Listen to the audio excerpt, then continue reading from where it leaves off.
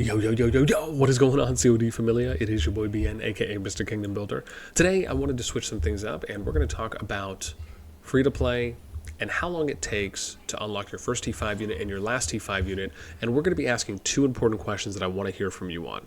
Number one, if you know how long it takes to unlock your first to your last T5 unit, depending on the situation you're in, if you're in more of a free-to-play, low-spend alliance, or you're in a mid-high-spending alliance, would that deter you away? Would that scare you? Would that stop you from potentially even starting the game? And or when you find it out, or when you found that information out, would it then make you quit and stop playing because you know how long it takes, and maybe that's just too long for you to want to spend your time investing to basically get to like the start of the end game?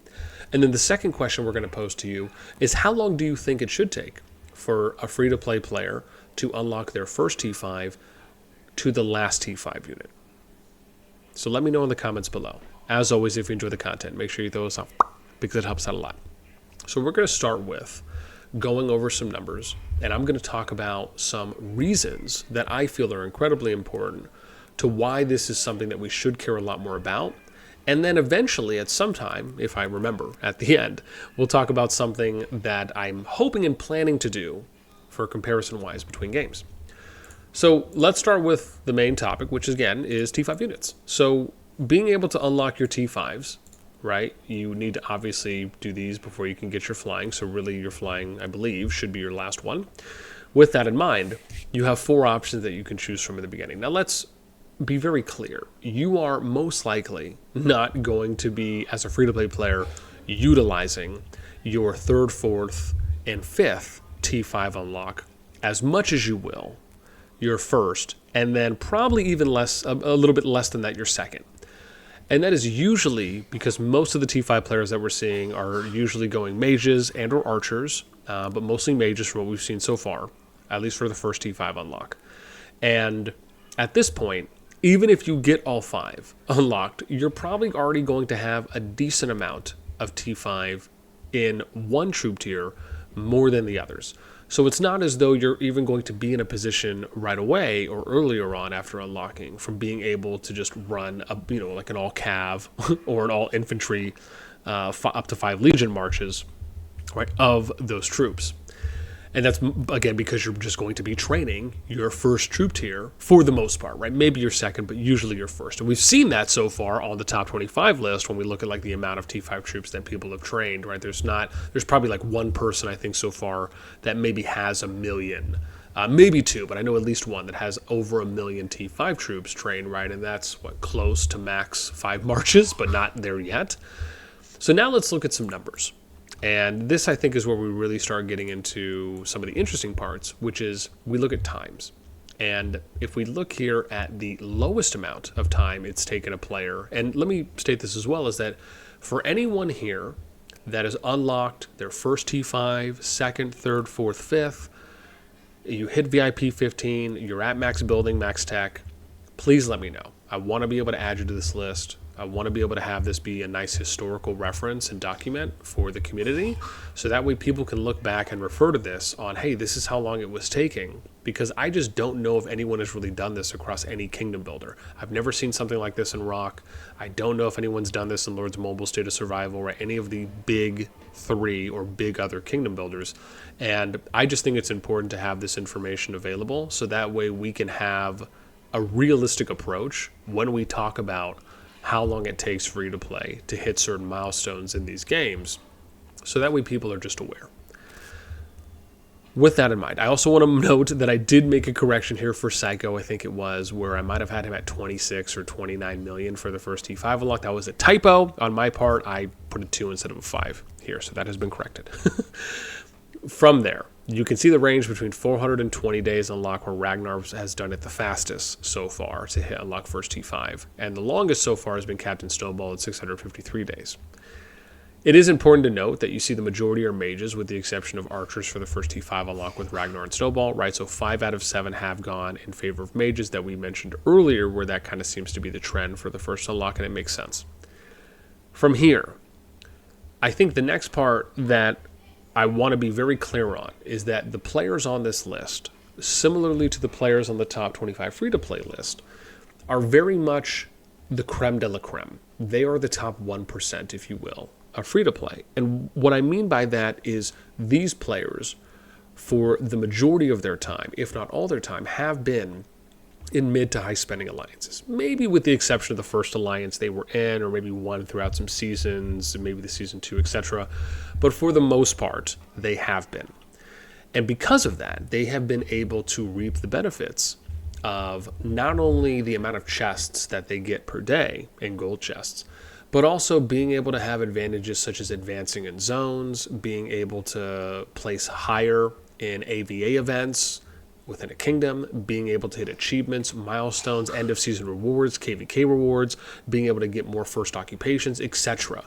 And because when you were in a top alliance, you have a higher percentage to reap the top set of rewards or tier of rewards for any number of PvE or PvP or KVK events that you're participating in, just a higher percentage chance. And so those are other benefits. And I'm sure there's others that I might be forgetting as well. But the point is that you have numerous opportunities to reap rewards.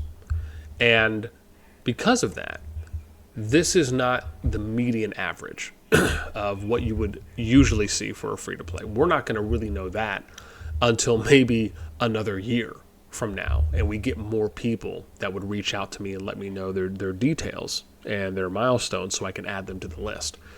And so because of that, we could probably say that the average amount of time a normal or maybe low-spend Alliance free-to-play player would probably be about 2 to 2.5 years to unlock their first T5. Right? That's just based on how the numbers look right now. As again, even Snowball played in, some top alliances, and I would probably argue maybe more averaging mid-spending, just given the amount of time it's taken him to unlock. And so we'll see, right? Like I said, we have to get more numbers in first before we can really have a good idea engage.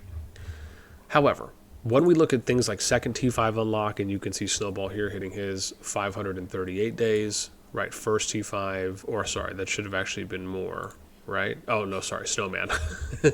So Snowman's 538. 493, so that means what, 45 days after first T5, he got second T5 unlock. And no one's done a third, fourth, or I don't have the data for that, but someone that has specifically, I should take that back, is Ragnar, right? Because Ragnar did his first T5 unlock 420, so he's got 160 days from the first T5, or a little bit less than half a year, to all 5 T5s. And he's the only player right now that's done that. There's only 7 players that have unlocked their first T5 unit that I know of thus far. And then when we look at VIP 15, there's 5 players that have hit VIP 15. And as I mentioned, if there's others and you're not on the list, just let me know. Reach out to me on Discord. And so we get to this point where what do we think? Are we okay with this? And like I said, I probably already said this in the beginning of the video, but as I said, I want to dive in a little bit into why I believe that you should be able to unlock all T5s. This doesn't mean that you're going to have a bunch of troops trained, but just doing the initial unlock for all T5 units should be no longer than a year.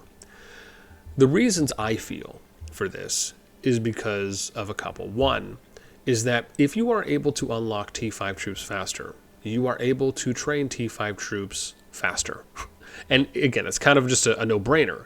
But the idea is that if you do that, and you get to a point where you start training T5 troops faster, you are able to hit the end game, or at least starting your end game that much faster. This is such a psychological boost to your mental health on being able to feel that much more confident and comfortable in participating in a lot more of the open field, a lot more of the PvP engagements, because you feel like you might be at a position now where you can more or less keep up, even if it's just a bit, but obviously more than when you were T4. And that is such a boost to players.